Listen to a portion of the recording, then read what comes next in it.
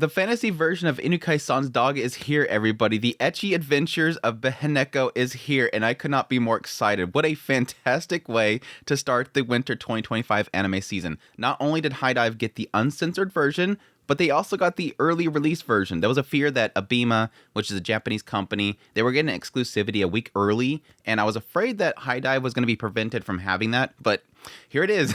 Here it is in all of its large glory. It is all here, and so far with the first episode, I'm actually enjoying the series so far. It opens up with the idea that, yes, this guy who is a knight, he dies, he's actually reincarnated as a behemoth, but not like a monstrosity behemoth, actually like a little cub, so he looks like a little cute cat. Well, really quickly, he gets hungry, so he starts eating some monsters nearby, which, yes, he starts to get their skills, because every single reincarnated isekai story where you become a monster, you have to be able to gain their skills, so you become massively OP. Anyways, it doesn't spend too much time on that, thankfully. It kind of does like 5 of them, and then it moves on. But yes, at the same time, this one elf named Arya is actually coming down the dungeon in order to get stronger, and then he gets injured. She saves his life, takes him back home, ends up recovering back to health, bandaging him, getting him healing and all that kind of stuff, and he's really thankful for this. So he decides that he's going to make it his knight's duty to protect her. So he ends up sneaking and following her as she goes in the dungeon to kind of protect her. At some point he does. She gets attacked by a goblin mage. He saves her life. And then at that point, they pretty much become partners. They'll always go down the dungeon together. Well, at some point, yeah, we have this little side plot where this Cosmon guy who's really connected to the Baron, he decides to, get handsy with Arya. Tama, our main character, which was what Arya names him, he ends up protecting her. And so this guy ends up getting with the Baron to get this order to kill Tama, which, yeah, obviously upsets Arya because she really likes her cat.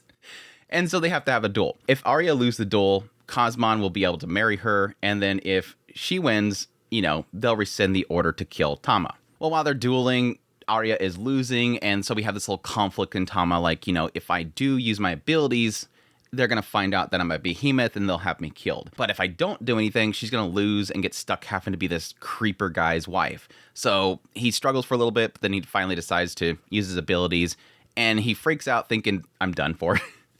Well, thankfully, everybody misconstrues it as he's an elemental cat. So he's saved, and they get to, be adventurers together. Everybody's happy. We do get a little side plot at some point, which does technically answer why they're so acceptant of him having abilities. And it's the fact that at some point in the past, Arya, her village was being attacked by demons. And at some point, this sword saint showed up, and this sword saint saved their life. And it does kind of show this brief shot where the sword saint seems to have some sort of massive tiger. So I'm guessing that was an elemental cat, and so that kind of explains why Arya is seemingly open to the idea that Tama has these abilities. I have a conspiracy theory that the guild master person I'm thinking they're probably pretty in tune of what Tama is. They're not making it clear. Maybe they just the whole time thought it was an elemental cat, but they kept saying that, Tama is like her knight. So obviously I think they kind of have a hint there as to what Tama is. But I don't know. We'll see. But yeah, that pretty much wraps up the episode. Cute little episode. I had a lot of fun with the episode. I did check the manga to make sure there wasn't anything that was kind of being suppressed with the anime adaptation, kind of toning it down. It seemed like it was pretty on point. There was a few extra shots of butt shots and whatnot in the dungeon. But other than that, everything was there. All the usual spots of, yes, nudity and whatnot in this show is all there. It didn't seem like there was that much nudity. So that's why I kind of was considering if possibly they were toning it down for the anime adaptation. They might do that in the future. We'll see. I did note that, yes, technically, Vulcan, who is the blacksmith character that's supposedly going to be in the next episode, all of her scenes were cut, so I'm assuming they're going to repurpose it to the next episode. So I'm not too worried about that, which does suck for me, though, because I'm eagerly anticipating the tiger waifu character to show up, but I'll have to wait until next episode. But yeah, my thoughts on the show so far. I like it. I wasn't a massive fan of Inukai-san's dog. I thought it was a decent show. It had, plenty of ecchi, obviously, plenty of nudity and whatnot. All that stuff was there. The fan service was definitely there. And it had, every now and then, some just off-the-wall bonker stuff. This one seems a lot more, yes, I would put it in the realms of grounded. This feels like a fantasy show that has a plot line to the story. Yes, Inukai-san's dog did have the concept of him trying to find out, why he's there and how to get his body back. But this one seems more structured. It has basically a character who's his main focus, which is Arya. She has a backstory. She has a driving force. It's getting into the idea that, yes, she was inspired by this person in the past, this sword saint that saved her and her village, and she wants to become strong like that sword saint. But her problem is that it seems like she's using these very long swords and it doesn't work for her. They mentioned early that Tama's like, okay, she's really fast, but she's being held back by these massive swords that she has. And so it's kind of implying the idea that maybe she's trying to be like a sword saint, so she's using long swords, and that she might need to kind of, I don't know, scale it back a little bit, use daggers or something like that. It seems to imply this idea that he's noting that she's holding herself back. And even later on, when she's dueling this guy's like, yeah, you're really fast, but those swords are too big for you. You should wear kitchen knives. This guy was such a D. He's like, man, you're really fast, but the swords are way too big for you. You'd be better with some kitchen knives. Get in the kitchen, girl. Get in the kitchen, make me a sandwich. It was funny that they did change that. At the end of the duel in the anime, yes, Tama decides to finally use his ability. He iron skins himself, breaks the guy's sword, and then uses his voice to this howl to kind of push him back into the fence. And then it kind of has this sword go over towards his crotch, and then it cuts away, and he's like, well, that guy won't be a problem anymore. Implying the idea that the sword literally went in this dude's crotch. In the manga, after he howls at Kazman hits the wall, and then Arya comes over, shadow face, lifts her foot way up in the air, and then brings it down right on his crotch. So the manga basically has Arya so ticked off at the end of the whole duel that she literally stomps his crotch. So I guess there's a reason why they decided to change that. Maybe they didn't want to have the main waifu character show this fact that she'll stomp your groin. I don't know. Anyways, there is a core story here that I do like, that it has a driving force for the main girl. She wants to get stronger. She wants to be the sword saint. She wants to become like that person. She wants to protect people. And then you have Tama at the side, who initially was like, oh crap, I'm a behemoth. Everybody's going to hunt me down. What am I going to do? Now he's got something to protect, but he's trying to conceal his identity. Thankfully, everybody thinks that he's an elemental cat. And so that's going to be his way of getting around. They also are implying the idea that he does know language. Outside of that, yes, getting into what I think this is going to be for like just a pure degenerate, H levels of ecchi here, I do think it's doing plenty. Now, I will say there's going to be a question mark here similar to Inukai-san's dog that they're already kind of posing, and that is that yes, it seems to imply both in the manga and what we see a couple shots of in this first episode is that it seems like Arya is a little thirsty. Like, she really likes Tama. Really likes Tama.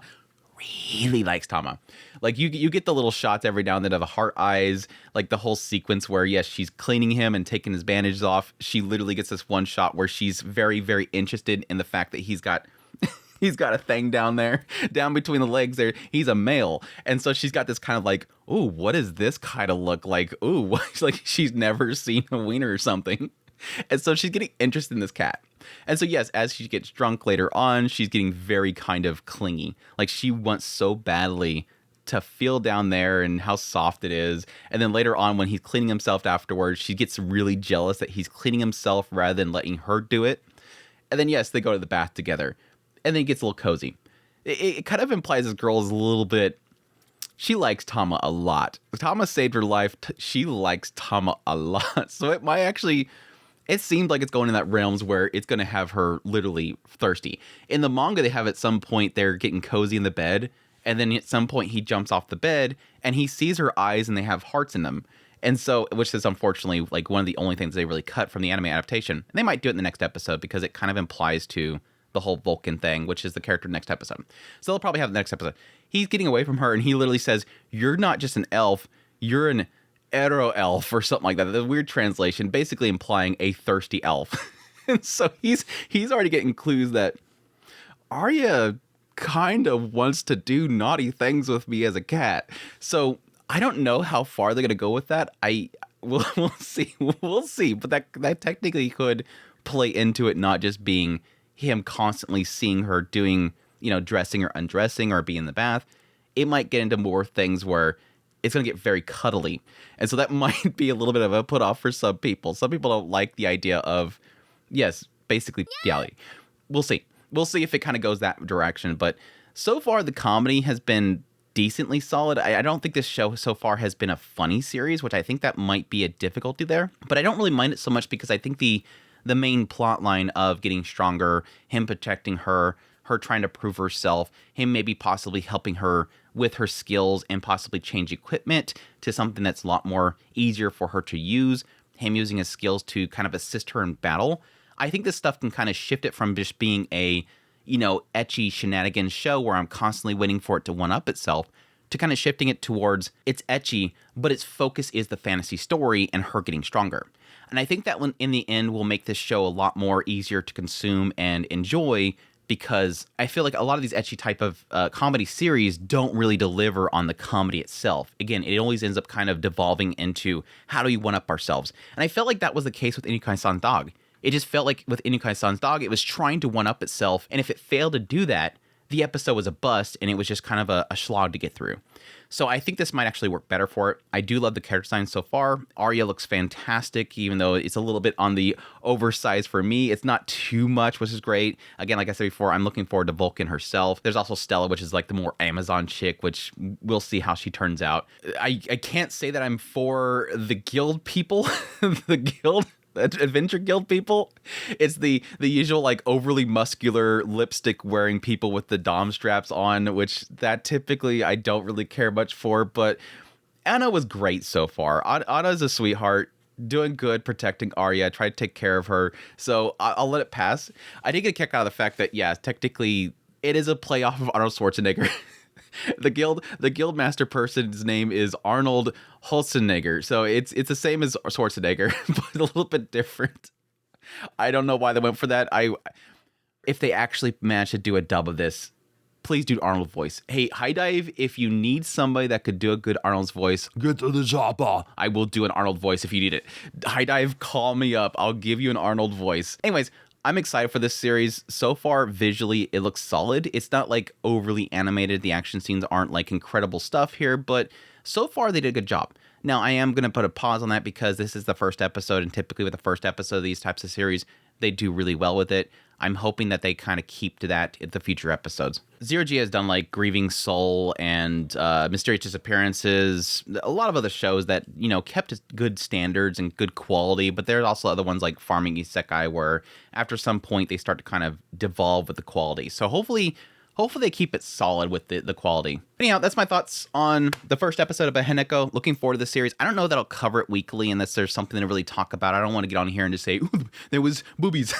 There was boobies. Okay, that was funny. I want something solid to really discuss. So we'll see as the coming episodes come out. I might just cover it just to have something to kind of relax and chill and laugh about. But we'll see how it plays out. But I hope you guys enjoyed my first impressions, first episode of the series. If you did, hit the like button down below, comment. Let me know what you thought of the episode if you're going to be checking it out. Additionally, if you're new here, subscribe before you leave so you can get all my content. I'll be doing first impressions of all the shows of the season, so definitely check that out. But I hope you guys enjoyed. And until next time, y'all take care.